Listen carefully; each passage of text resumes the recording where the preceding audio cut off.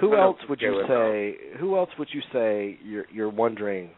Because people used to say this about George Clooney, like, why hasn't he become a movie star yet? I mean, he hasn't had that one movie to break him through. They said that forever until Out of Sight finally hit. Who else is in that league? But you want to know the honest truth. You know, if you want to go on that basis, Clooney is still. While Clooney is a movie star, he is not a box office draw, though, with the exception of the Ocean's movies. He is not. That's the thing that's been how he can't seem to get that one big box office. He can't open a movie. That is something that has been said about him. Even with these awesome performances, Michael Clayton, Up in the Air, The Descendants. These are not, unfortunately, big movies that people will rush to. So he's had his share. But at the same time, I think they're bigger movies than they would have been without him. True. But I'm talking about just kind of like, okay, you've made it, you're accepted as a movie star. I mean, you did it. Well, let's think now. I mean, Colin Farrell's a good choice. What about Ed Norton? Yeah, that's interesting. That's really great performances, but not, let's be honest, he's not a box office draw. I mean, not that he has to be. He comes from a very wealthy family. Acting for him is really kind of a hobby. I mean, not that he ever has to worry about starving or anything, but he is I think a great actor. But he has not found even the Incredible Hulk, and he's also very difficult to work with too. So we have that. There is that sense with him of arrogance and unapproachability, and I do think that Clooney is the exact opposite. You're right. Sam Rockwell. Now that's a good one. Yeah. He's a great example of somebody who should be much bigger and much more respected in many more roles than. I mean, he worked pretty steadily, but he's just somebody that deserves to be seen like all the great time. films, Snow Angels, Choke, Moon. I mean, and he's been in great ensemble pieces, but he is not a household name. Yeah, I think that's an excellent choice. Of course, I would say Greta Gerwig. Yeah. I'm hoping that changes this year. But well, we can understand why that hasn't happened because she hasn't really. I mean, she hasn't chosen movies that are seen are available on a mass. The only movie I can think of, is the remake of Arthur and No Strings Attached. Yeah. Mhm. Yeah, pretty much. But I'd like to see her in bigger things, in bigger budgeted things, just to see how she would do, and not just comedy. Somebody like Sam Rockwell. I mean that was the whole changing landscape of what a leading man was, the thing that changed in the 70s. Mm-hmm. He belongs in that class. The Hoffmans, when leading men weren't, there was Robert Redford and Newman still, but Al Pacino and Hoffman and Cazale to a lesser extent. I mean, these weren't people, Hackman, these weren't matinee idol actors. I mean, the leading man changed. So I'd put Rockwell in that category. I'd put Giamatti in that category. Yeah. I mean, these are actors. These are actors that absolutely would have been the cat's meow in the second time I've used that term in the 70s because the climate was right for it. They were the leading men of the 70s. Yeah. Yeah, absolutely. I'm sitting here looking at a list of actors, just trying to figure out some possible entries into this conversation. But, like I'm sitting here looking at Jake Gyllenhaal. But, Jake Gyllenhaal, is he a movie star? I don't know. Is he? He's been in big movies. I mean, The Day After Tomorrow, Prince of Persia, what's the other one, Love and Other Drugs? I mean, he's well known, though. People know who he is, I think. Did you guys watch At End of Watch? Yeah. Oh yeah, that was good. I like that. That was good. I mean, but is he a movie star? I don't know. He comes from movie royalty, though. I mean, that's true. But yeah, I mean, he's somebody that, you know. And let's not forget Zodiac. Here's somebody that I really like. Really more of a character actor, like Sam Rockwell, but who I would like to see in more movies, because I swear I never see him in anything that I say, boy, he was terrible in that movie, even if I didn't like the movie. John C. Reilly. Oh yeah. But wouldn't you say he is pretty popular? I mean, with films like Step Brothers and Wreck-It Ralph and he's but limited to a supporting. Yeah, I mean, he's never going to be a leading man, but he is definitely everyone knows they know that face. They know who he is. I mean, I think the populace knows the face. You know, I think the populace knows the face. Mm-hmm. Yeah, and not necessarily the name. You know, apparently there's a great documentary that I haven't seen yet. It's playing on Showtime and the Movie Channel this month. It's called That Guy That Was in That Thing, and it follows a bunch of character actors. You know, the faces that you know from 1,000 movies, right? You don't know their names. You know, there's a whole thing. There's always that ongoing debate. What's the difference between a leading man and a character actor? Yeah. Mm-hmm. And that stumps a lot of people. They're like, I mean, what necessarily does that mean? Because Tom Cruise still plays characters. But are you saying that it's kind of like the persona wins out over everything? I mean, that's the predominant feature, is just the persona of the actor themselves? Or the look of the actor, you know, like, I think that's kind of one of the things. You know, character actors are usually older, craggier looking, or sort of off kilter in some way, like Sam Rockwell in a way. Right. They're they don't have the body types that conform to what a movie star is, so they can be like John Goodman or Charles Durning, right. You know, and be a little heavy on the heavy side, or So I mean, it's really a look thing. It's really sort of like a thing of like, it's really down to looks, I think. Well, and Redford is another interesting case because, I mean, he has a new movie coming out that he directs and stars in. Mm-hmm. And I've said this before about Robert Redford. Undoubtedly a movie star. I think he is probably the poster child for movie star. Yeah. At least in the last half of the century. and I think mostly because he's a persona and a presence that you're automatically comfortable with. You know what you're getting. And the one thing about Redford's performances, they offer zero surprise. He is, I think he's very good at what he does, but what he does is all he does. He's not a very inventive actor for me. There's no delineation between any of his characters really for me. That's kind of true. I mean, first of all, he never alters his voice or his look very much. So that's one thing that you can say right there. His delivery is always the same. But then you look at his counterpart. Then you look at Paul Newman. And Paul Newman came from the same curse. He was good looking, blah, blah, blah, kind of an idol's looks.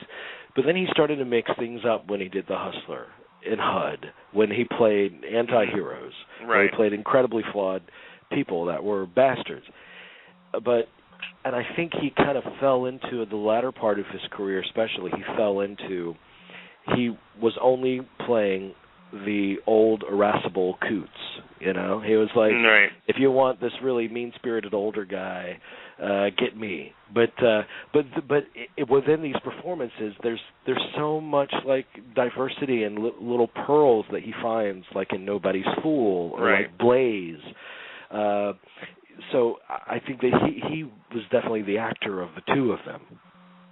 Yeah, I mean, again, definitely. you know, he's definitely somebody that, you know, would change up, and even though he didn't necessarily alter his voice, although sometimes sometimes he would put on a certain accent or something. I was just watching him the other night, and somebody up there likes me where he plays Rocky Graziano, and so he's got a thick accent in that, you know, or, you know, in HUD, you know, with a Texas accent, or even, but there's a certain stylization to some of his roles later on, like, you know, Hudsucker Proxy, or you know, or Mr. and Mrs. Bridge, or even The Verdict, or you know, or even Slapshot. That's just it. You can point to Paul Newman's career, and you can point to great performances. Mm-hmm. I don't know that you can definitely point to Redford's career and find great films that he was good in, but I don't know if any of his great films scream great performance necessarily. Even when you go back and you take a look at something like what he got his only Oscar nomination for as an actor, which was for The Sting. When you look at The Sting, it's like, okay, why did he get an Oscar nomination for this? I mean, it's not entirely clear, except, you know, to say that, you know, he was the biggest movie star at the time. So, but then you have somebody like Gene Hackman. Gene Hackman has a set of mannerisms that are totally his own that you can see in every movie he does. And yet it's not so much that he is a chameleon.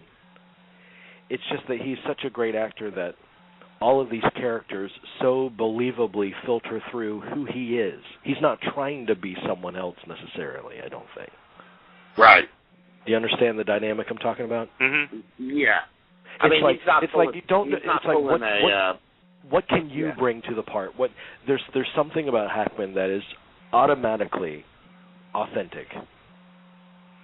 Yeah. Where any character he tries on is believable. Right. Yeah, it's a weird talent, but it's so true, because he doesn't change that much in movies either. You're right. He doesn't have to put on a limp or disguise. I mean, he's done that in the past. I mean, something like Heartbreakers, he's just really funny in Heartbreakers, and he looks a bit different, but he's Gene Hackman. But yeah, right. I was just watching. Interestingly, I watched two Michael Ritchie movies. His first two movies. I watched.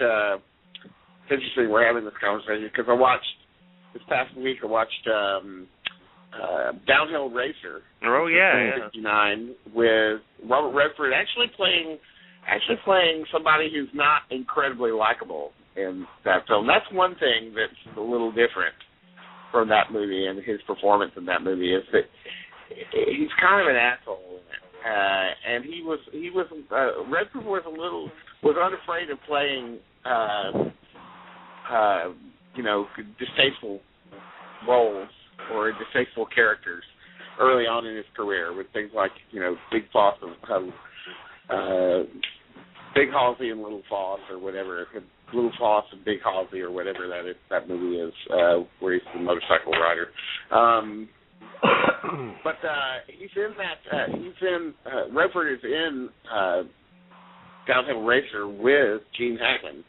Yeah. Gene Hackman plays his coach, and, you know, he's a skier, championship skier, Redford, and that's a really, really underrated movie, and definitely one I would put into the Redford sort of playing a character role, probably his most different kind of thing that he ever did. Well, and then I watched the next night. I said, well, I'm going to look up Prime Cut and take a look at that. And of course, that's Gene Hackman too, in a supporting role, playing Mary Ann. Have you guys seen that? That's a crazy role. I mean, that's crazy. But what about something like Scarecrows? I mean, Gene Hackman is incredible. I'll tell you an actor that wants to be like Gene Hackman, but is actually like Robert Redford, and that's Kevin Costner. Mm-hmm. Kevin Costner wants to be that everyman, but wants to be like the true chameleon actor. But he's not. I think he is as kind of likable a presence in a lot of ways as Redford, and just as boring and predictable. Mm-hmm. Yeah. Yeah, he is. I mean, I think he definitely falls in that Robert Redford category of just again just being this sort of steady presence in films, but never really going out on a branch to try something incredibly risky. Mm-hmm. Yeah. I wanted to mention a couple of other actors that I always wondered why they weren't bigger. John Cusack is one of them. I think that window's closed now, unless he is a good. He put in a lot of iconic performances. I won't lie to you, and he was big. I mean, he talked to anyone from like my generation, and that's like their go-to actor. Girls loved him. I mean, there's a certain like Generation X and Generation Y love John Cusack. So he is big, but he's now much more, I think, on the political front than anything else. He's very into. He really has a lot. I mean, Huffington Post, he writes for them, but I think he's much more interested in that right now than he is in movies. Okay, and then here's another one, Ewan McGregor. You know what Ewan McGregor was? Well, is he really? Because I mean, wait a second. This is very interesting. I mean, while Beginners may not be a actually, if you guys want to find out someone like Ewan McGregor is definitely very popular, but like Beginners and salmon fishing in Yemen, but he's also in Jack the Giant Killer. This is a guy who actually survived the Star Wars curse. He actually is very popular, but if you want to get a good idea of who's popular, especially among younger people, just go to Tumblr and type in a name. Type in Ewan McGregor. Type in James Franco. Type in all these guys, actually. They're popular. They have a following. They have a huge following, actually. Ewan McGregor is incredibly popular. I mean, is he like a name brand? Is he someone I can't wait to see the next Ewan McGregor film? But he has a huge following. Cusack's another one that will always have a huge, if not cult following. That's not going to go away. I think Ewan McGregor, there's still a lot of things. I mean, the Ghost Rider, let's not forget that. I think that's one of his best performances ever. Now it's a little seen movie. I think there are tons of great actors out there. Yeah. What I think is that movie stars as we once knew them are dead. That era is over. Exactly. The era of the movie star is largely dead. There are, in terms of movie stars guaranteeing an opening, an automatic interest in their movies. Mm-hmm. I think that died in the 90s, and I think the last actor that was really a movie star who did that was Will Smith, and now it's not even Will Smith. I mean, that has just changed. Right.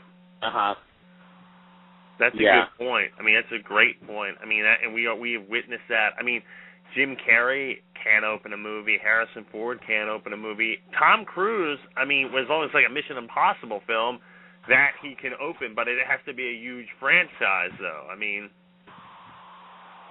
I'm surprised at I guess Cruise is kind of on the downward slide a little bit.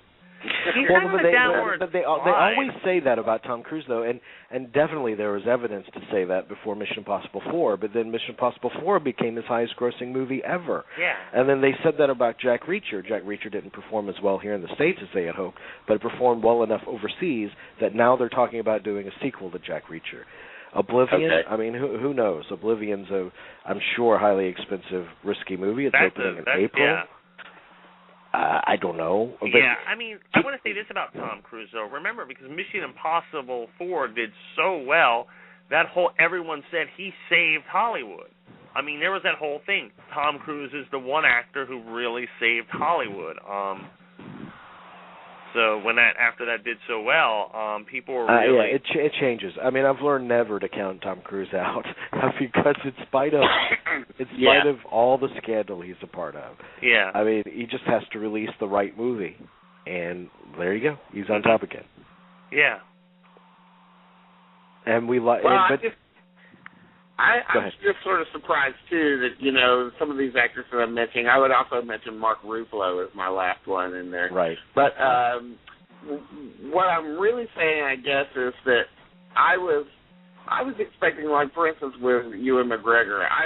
He's had a terrific career, and he's very good in most of the things he's in. Mm-hmm.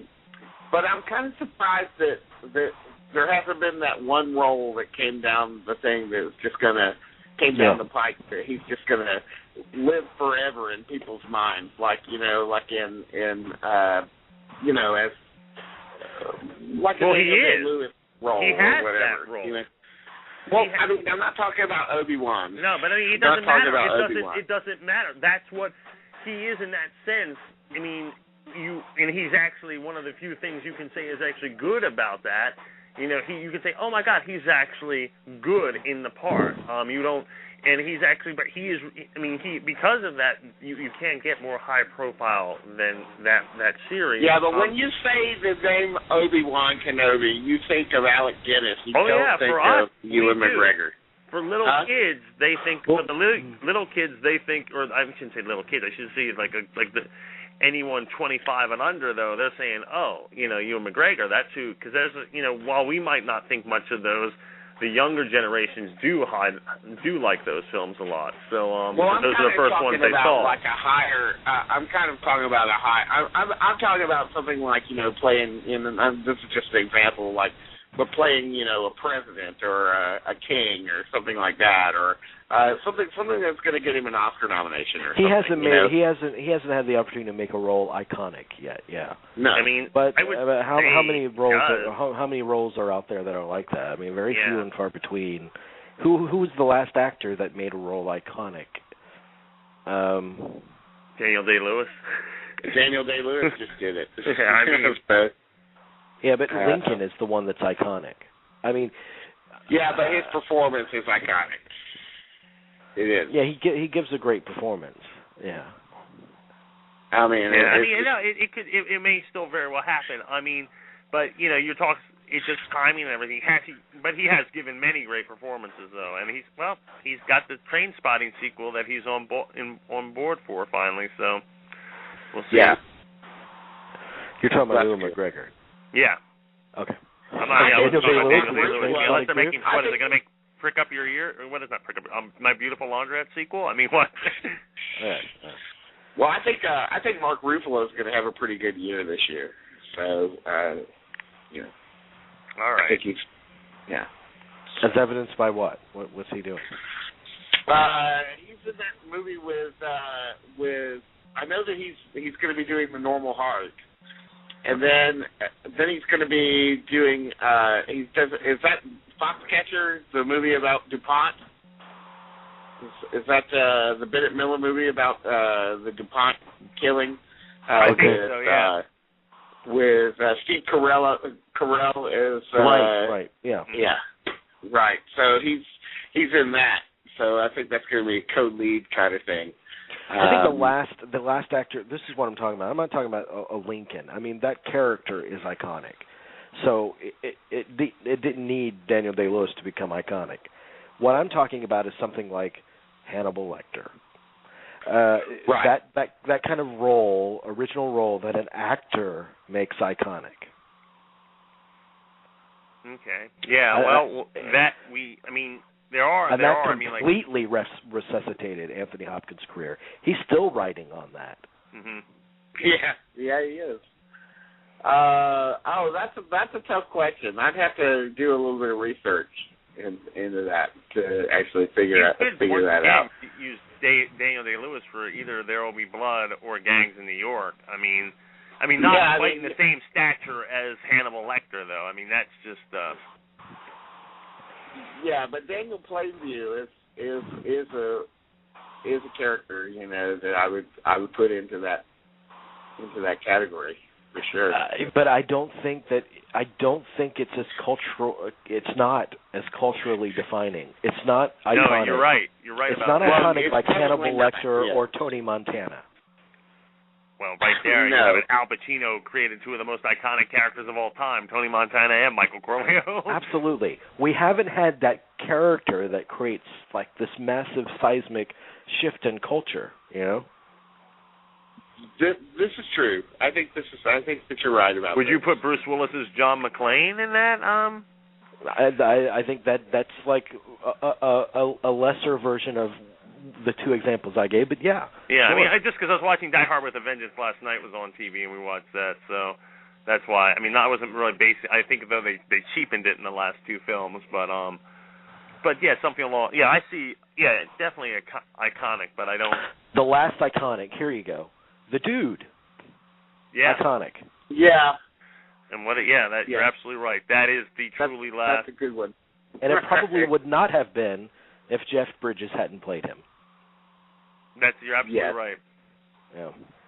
Interesting question. Interesting. Yeah. All right. Yeah. But you can't set out to write an iconic role, I don't think. There's no way. I don't know how it's all timing and everything. What a trap that might be. Yeah. It seems like you would just sit down and your mind would go blank, you know. I'm going to write something iconic. You could say Heath Ledger is the Joker, you know. You're absolutely right. That is, of all those films, that's the one, yeah. Okay. You know? Yeah. So once in a blue moon, those roles come along, and those are the ones that I see as career-defining.